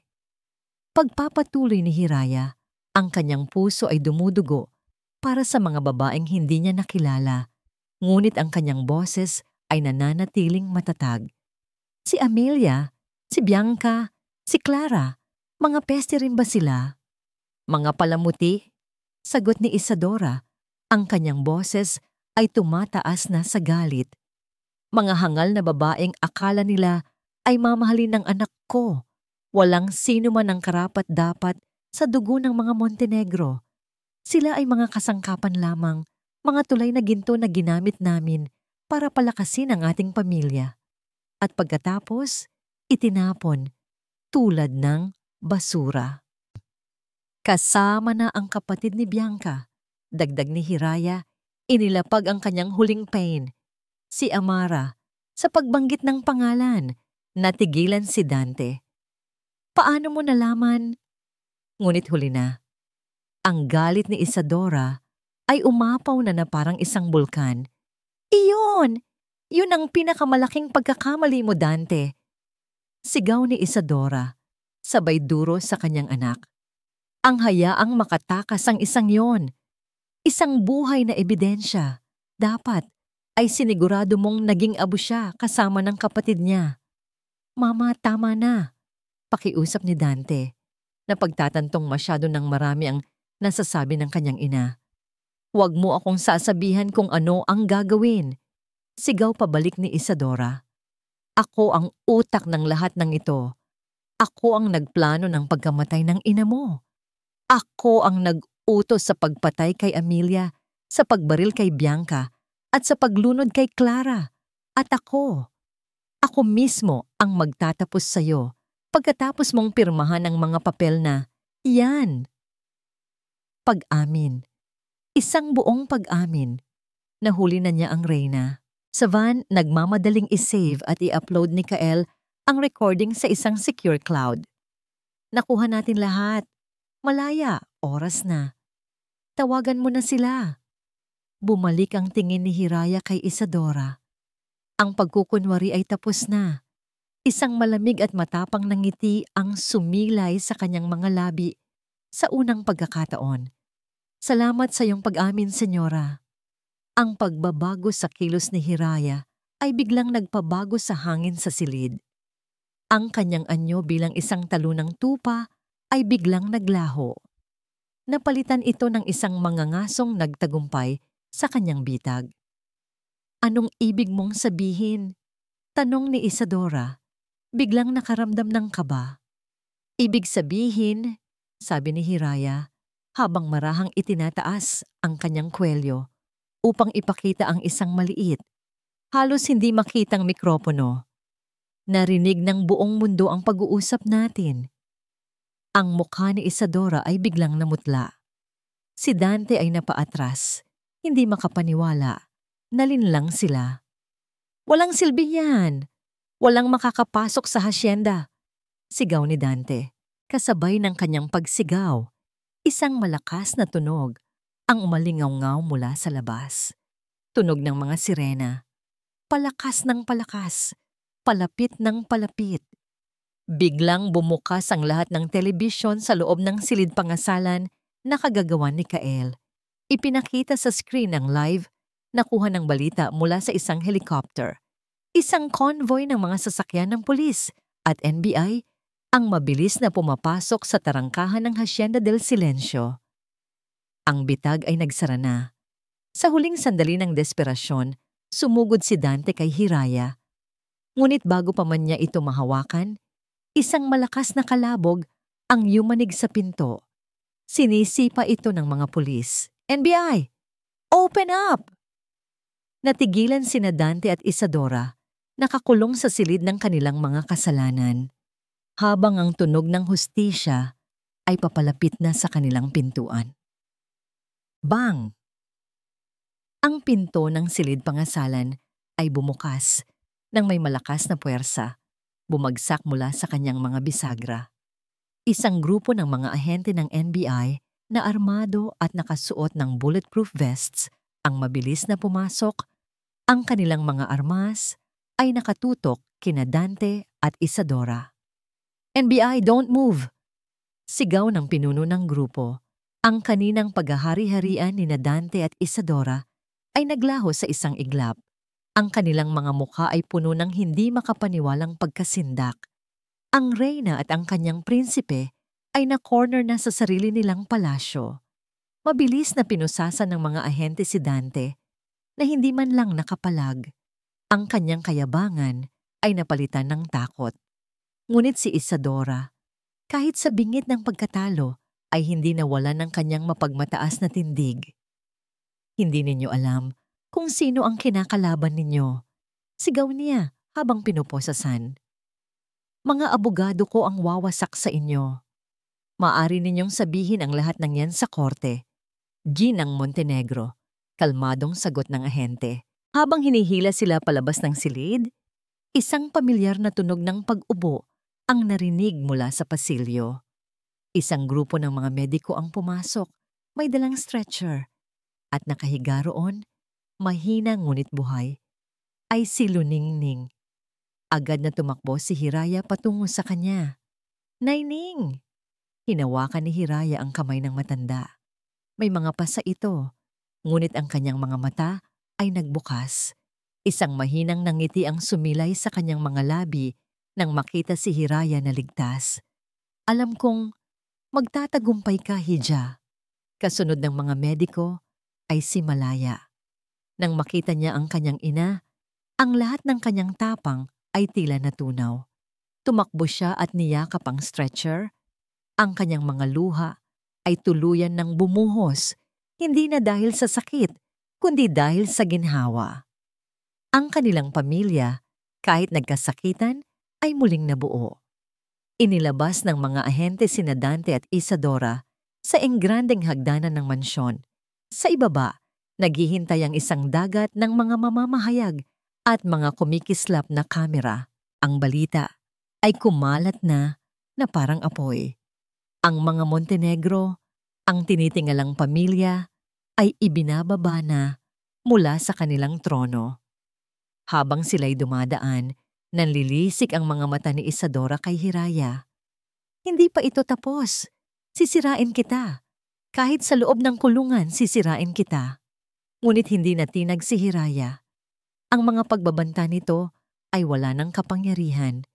Tiningnan niya lamang ito, hindi nang may galit, kundi nang may awa. Isang babaeng nilamon ng sarili niyang kasamaan. Nang akala ng lahat ay tapos na ang lahat ng sorpresa. Isang figura ang dahan-dahang lumabas mula sa likod ng mga ahente ng NBI. Isang babaeng nakasuot ng isang simpleng bestida, ang kalahati ng kanyang muka ay natatakpan ng anino. Huminto ang lahat. Ang mga kamera ay mabilis na bumaling sa kanya. Dahan-dahan, humakbang siya patungo sa liwanag. Si Amara. Sa pagkakita sa kanya ang huling hibla ng pagpipigil sa mukha ni Dante, ay tuluyan ng gumuho. Hindi! Patay ka na! Hindi mo ako napatay, Dante.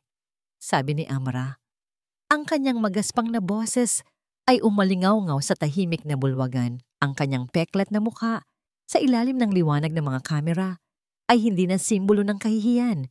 Ito ay naging isang simbolo ng paglaban, isang buhay na testamento sa kanilang mga krimen.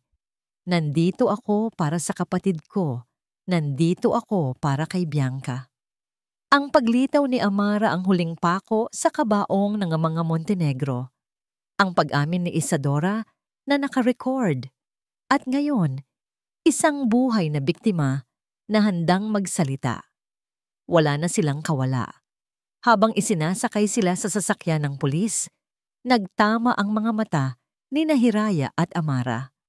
Walang salitang namutawi, isang tango lamang ng pasasalamat at pag-unawa sa isa't isa.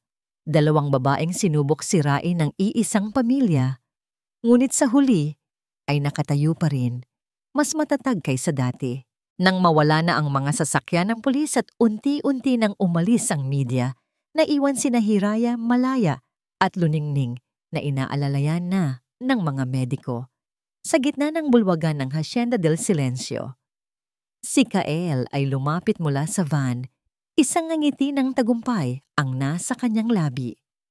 Ang mansyon na dati puno ng takot at kasinungalingan ay ngayoy tahimik. Ngunit hindi ito ang katahimikan ng mga lihim. Ito ay ang katahimikan pagkatapos ng isang malakas na bagyo. Tumingin si Hiraya sa paligid. Ang bawat sulok ay may alaala ng sakit. Ngunit ngayon, habang pinagmamasdan niya ang sikat ng araw na tumatagos sa malalaking bintana, naramdaman niya ang isang bagay na matagal na niyang hindi nararamdaman. Hindi paghihiganti, hindi galak, kundi isang malalim at mabigat na kapayapaan. Tapos na. Ang laban ay tapos na. Tumayo siya sa tabi ng malaking bintana, tanaw ang hardin kung saan siya dapat ay nagdiwang ng kanyang bagong buhay. Ang araw ay nagsisimula nang bumaba sa kanluran, nag-iiwan ng mga kulay kahel at lila sa kalangitan. Tapos na ang gabi ng kanyang buhay. Isang bagong umaga ang naghihintay. Ngunit habang nakatingin siya sa abot-tanaw, isang tanong ang pumasok sa kanyang isipan, isang tanong na walang kasagutan. At ngayon, ano na? Checkmate. Lumipas ang 6 na buwan. Ang trial of the century, gaya ng tawag dito ng media, ay natapos na. Sa tulong ng hindi matitinag na testimonya ni Amara, ng malinaw na audio recording ng pag-amin ni Isadora at ng napakaraming ebidensya na nahukay ni Kael mula sa Project Nightingale, ang hatol ay mabilis at walang awa. Reclusion perpetua. Habang buhay na pagkakakulong para kina Dante at Isadora Montenegro para sa maraming bilang ng pagpatay, attempted murder at pandaraya. Ang kanilang imperyo na itinayo sa dugo at kasinungalingan ay tuluyan ng gumuho. Nakatayo si Hiraya sa harap ng isang bagong gusali sa puso ng lungsod. Ang gusali ay pamilyar. Ito ang dating headquarters ng Alcantara Corp, ang pamana ng kanyang mga magulang. Ngunit ngayon, may bago itong pangalan na nakasulat sa makintab na gintong letra sa itaas ng salaming pinto. Hiraya Women's Foundation. Ang Hacienda del Silencio, kasama ang lahat ng madilim na alaala nito, ay naibenta. Ang lahat ng perang nakuha mula rito, kasama ang lahat ng nabawing yaman mula sa mga Montenegro, ay inilagay ni Hiraya sa iisang layunin, ang tumulong sa mga kababaihang biktima ng pang-aabuso, karahasan at panloloko. Handa ka na ba? Isang pamilyar na boses ang pumukaw sa kanya. Sa tabi niya ay nakatayo si Malaya, hindi na bilang anak ng isang kasambahay, kundi bilang kanyang co-director at pinakamatalik na kaibigan. Ang kanyang ina, si Luningning, na tuluyan ng gumaling, ay kasama nila. Ang mukha ay puno ng pagmamalaki. Ngumiti si Hiraya. Handa na. Magkasama nilang ginupit ang pulang laso, hudyat ng opisyal na pagbubukas ng pundasyon. Sa loob, sinalubong sila ng palakpakan Mula sa mga unang benepisyaryo ng sentro, mga babaeng may iba't ibang kwento ng sakit, ngunit may iisang determinasyon sa kanilang mga mata, ang bumangon muli. Sa isang sulok, nakita ni Hiraya si Kael, na ngayoy pinuno na ng kanilang cybersecurity division, abala sa pag-setup ng mga computer para sa mga libreng training class. Sa tabi nito ay si Amara. Ang kanyang mukha ay may peklat pa rin, ngunit ang kanyang mga mata ay hindi na nagtatago. Siya na ngayon ang namamahala sa kanilang peer support group. Ginagamit ang sarili niyang karanasan para magbigay ng lakas sa iba. Ang dati nilang grupo na nabuo sa gitna ng panganib ay isa ng ngayong pamilya na pinagbuklod ng iisang layunin. Kinagabihan, nagkaroon sila ng isang simpleng salo-salo sa apartment ni Malaya. Walang karangyaan, walang mamahaling champagne, tanging tawanan, masarap na lutong bahay ni Luningning at ang init ng isang tunay na pamilya. Para sa mga bagong simula, sabi ni Malaya, itinaas ang kanyang baso ng juice. Para sa hustisya, sabi ni Amara, isang tunay na ngiti ang sumilay sa kanyang mga labi. At para sa mga firewall na hindi kayang i-breach, biro ni Kael, itinaas ni Hiraya ang kanyang baso. Para sa mga pangalawang pagkakataon, anya, ang kanyang mga mata ay nagningning sa pasasalamat. Kinabukasan, nag-drive si Hiraya ng mag-isa patungo sa sementeryo. Ang araw ay maliwanag at ang simoy ng hangin ay presko. Huminto siya sa harap ng isang simpleng puntod na gawa sa puting marmol. Althea Alcantara. Isang mapagmahal na ina, isang matapang na kaluluwa. Inilapag niya ang isang bouquet ng puting rosas sa puntod, ang parehong mga bulaklak na ginamit sa kanyang kasal. "Hay ma," bulong niya. "Tapos na po. Nakuha na natin ang hustisya." Umupo siya sa damuhan, hinahaplos ang malamig na bato. "Alam niyo po, noong una, akala ko ang paghihiganti ang magpapalaya sa akin. Akala ko, ang makita silang nagdurusa, ang magbibigay sa akin ng kapayapaan. Pero, hindi pala." Tumingin siya sa kalangitan. Ang kapayapaan ay hindi pala sa pagbagsak ng iba. Ito pala ay sa pagtayo mo sa sarili mong mga paa. Sa pagtuklas na ang halaga mo ay hindi nakadepende sa pagmamahal ng iba, kundi sa pagmamahal mo sa sarili mo. At sa paggamit ng sakit ng nakaraan para bumuo ng isang mas magandang kinabukasan para sa iba. Isang banayad na hangin ang umihip, tila isang haplos mula sa kabilang buhay. "Natupad na po ang pangarap ninyo para sa akin, ma. Hindi ang pangarap na makahanap ng prinsipe, kundi ang pangarap na mahanap ang sarili ko. Malaya na po ako." Tumayo si Hiraya, pinagpagan ang kanyang damit. Sa huling pagkakataon, tiningnan niya ang pangalan ng kanyang ina. Ngumiti siya, isang ngiting buo, totoo at payapa. Tumalikod siya at nagsimulang maglakad palayo sa mga anino ng nakaraan, patungo sa sikat ng araw na naghihintay. Hindi na siya si Hiraya Alcantara, ang ulilang tagapagmana. Hindi na siya si Hiraya Montenegro, ang biktimang nobya. Siya na ngayon ay si Hiraya, ang simula ng kanyang sariling kwento. At dito po nagtatapos ang puno ng pagsubok, ngunit makabuluhang paglalakbay ni Hiraya. Mula po sa kaibuturan ng aking puso, nais ko pong magpasalamat sa inyong lahat. Salamat sa tapat ninyong pagsama sa bawat kabanata, sa bawat pagpatak ng luha, sa bawat sandali ng kaba, at sa bawat hininga ng tagumpay. Ang pagsulat po sa kwentong ito ay isang paglalakbay din para sa akin. Bawat salita ay may dalang bigat at pag-asa, at naging layunin ko po na lumikha ng isang salaysay na hindi lamang basta libangan, kundi isang karanasan na mag-iiwan ng aral at inspirasyon sa ating lahat. Ang kwento ni Hiraya ay isang paalala na kahit gaano pa kadilim ang gabi, laging may liwanag na naghihintay sa umaga. Ito po ay tungkol sa pagbangon mula sa pagkakalugmok, sa paghahanap ng lakas sa gitna ng kahinaan at sa pagtukwib. Last na ang pinakadakilang pag-ibig ay ang pag-ibig na ibinibigay natin sa ating sarili. Ngayon, higit sa lahat, nais ko pong marinig ang inyong tinig. Anong bahagi ng kwento ang pinakatumatak sa inyong puso? Anong aral ang babaunin ninyo mula sa paglalakbay ni Hiraya? Ang inyong mga saloobin at komento ay ang tunay na yaman para sa isang manunulat na tulad ko. Hihintayin ko po ang bawat isa hanggang sa ating muling pagsasama sa susunod na kwento. Maraming salamat po.